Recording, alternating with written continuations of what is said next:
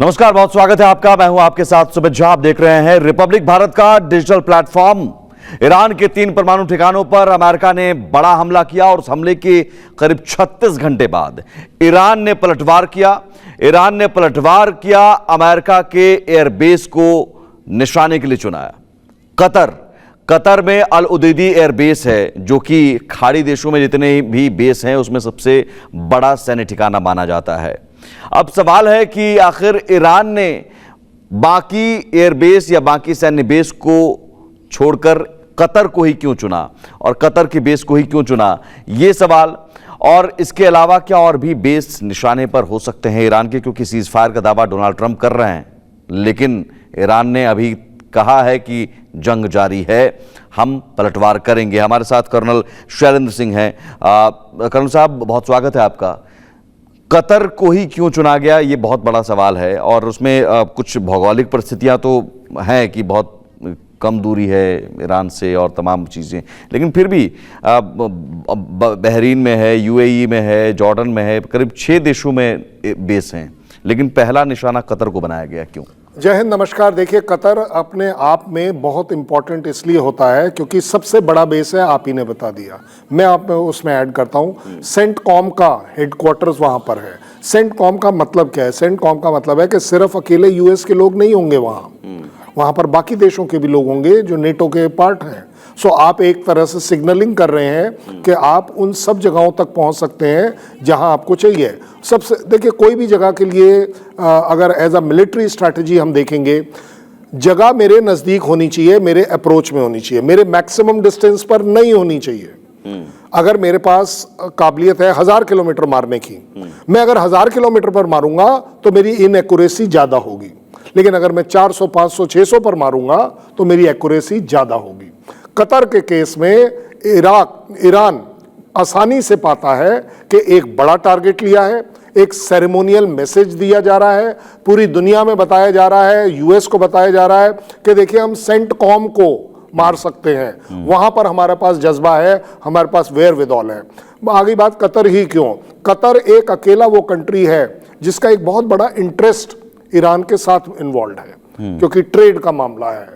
आपकी जो स्ट्रेट के क्लोजिंग की बात है, कतर कभी नहीं चाहेगा कि वो स्ट्रेट क्लोज हो, क्योंकि उसका जो ट्रेड है वो अफेक्ट होता है। हॉर्मुज़ स्ट्रेट, ये हॉर्मुज़।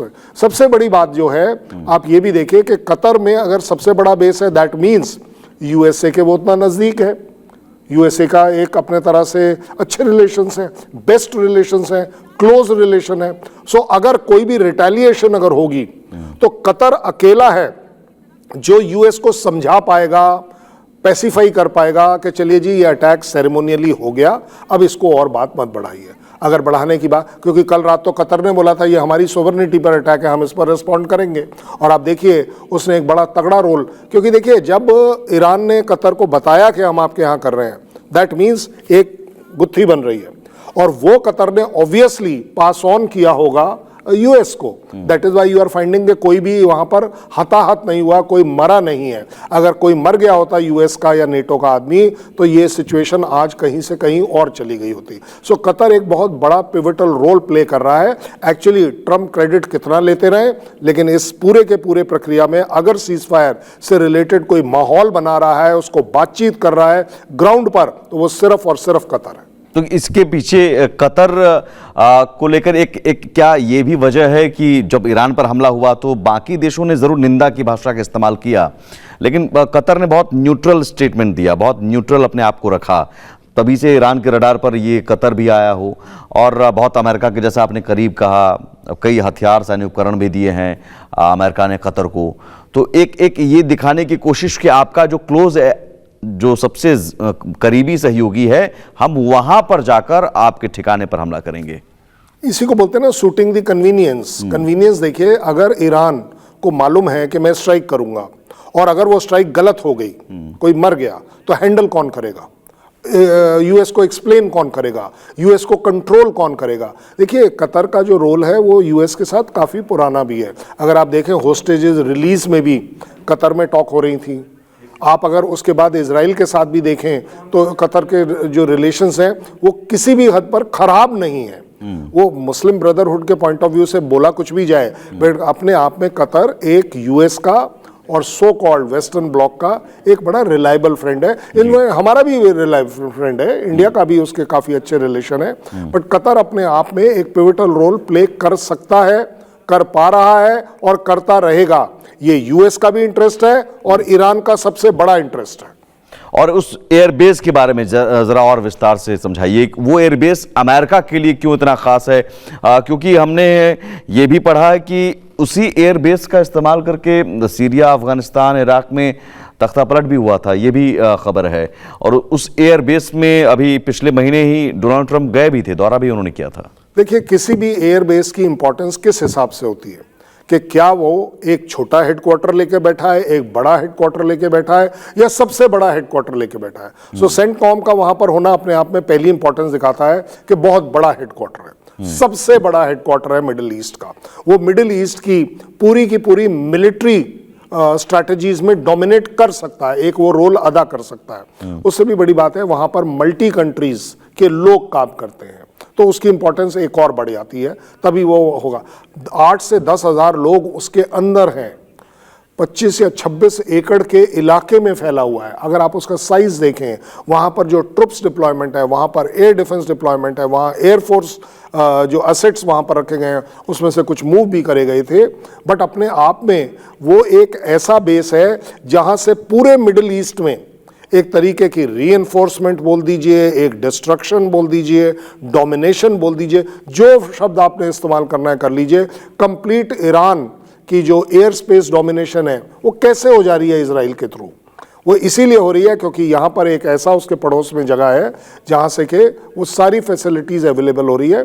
अपने आप में मिलिट्री स्ट्रैटेजी में 2-3 चीज़ें इंपॉर्टेंट होती हैं। एक होती है कि क्या आप अपनी जगह पर रहकर एक खौफ और डर पैदा कर सकते हो, वो कैसे करोगे? अपने साइज़ के हिसाब से। दूसरा, क्या आप डिसीजन मेकिंग कर सकते हो? कमांड हेडक्वार्टर है, ऑब्वियसली वो डिसीजन कर सकता है अपने पूरे उस इलाके के हिसाब से। मिलिटरली अगर देखा जाए तो आपके असेट्स जो हैं वो वहाँ पर सबसे ज़्यादा इंपॉर्टेंट घातक असेट्स आपने वहां रखे हुए हैं। एयर डिफेंस अदरवाइज आप लगाते ही नहीं।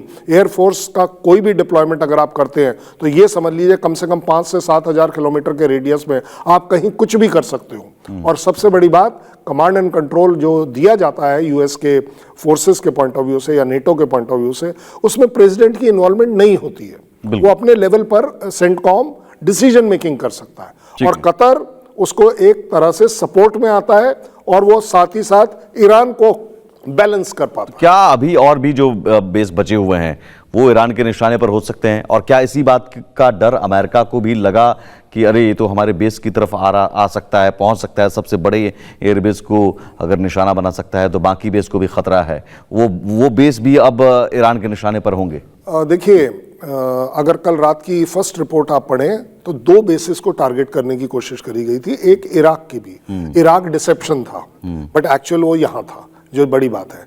और अगर आप देखें तो ईरान के किसी भी मिलिट्री स्ट्रैटेजिस्ट ने कम से कम नहीं तो 10 से 12 टारगेट शॉर्टलिस्ट किए होंगे जो पूरे मिडिल ईस्ट में।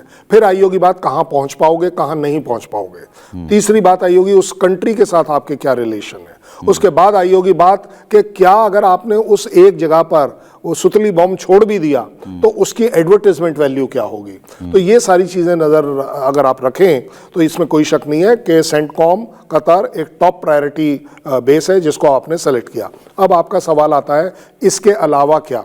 मुझे नहीं लगता कि अब ईरान चाहेगा, बड़ी मुश्किल से जान बची तो लाखों पाए वाली बात है कि आपने स्ट्राइक भी कर लिया, आपको कतर ने एक वे आउट भी दिला दिया कि आपके पास एक ऑफर है, आप उसमें डोमिनेट करना चाहते हो, वो एक अलग बात है डिप्लोमेटिकली एंड प्रोपोगंडा वाइज, कि आपके पास अब प्रॉपर एक तरीका है कि जहां एक प्रेसिडेंट ने so called cease fire word इस्तेमाल कर दिया है। अब आप उसे कब लेंगे कब नहीं लेंगे ये अब आपके हाथ में है। अगर आपने एक और स्ट्राइक कर दी जैसा आप बता रहे हैं, अगर एक थ्योरेटिकली इस सवाल को एड्रेस किया जाए, आप समझ लीजिए अगेन ये सिचुएशन 36 घंटे पीछे चली जाएगी और वहां से तैयार होगा एक वो ब्लूप्रिंट जो ईरान सर्वाइवल के पॉइंट ऑफ व्यू से नहीं कर पाएगा।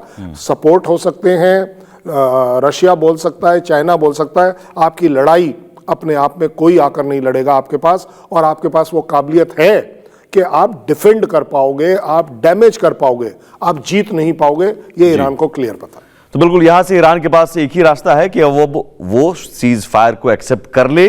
अब कब करे, कैसे करे, क्योंकि एक तरह से फेस सेविंग का मौका अमेरिका ने दे दिया कि आपने हमारे बेस को निशाना बनाया, हमने कुछ नहीं किया। लेकिन हां, अगर ये दोबारा गलती होती है तो फिर ईरान के लिए बहुत मुश्किल हो सकती है।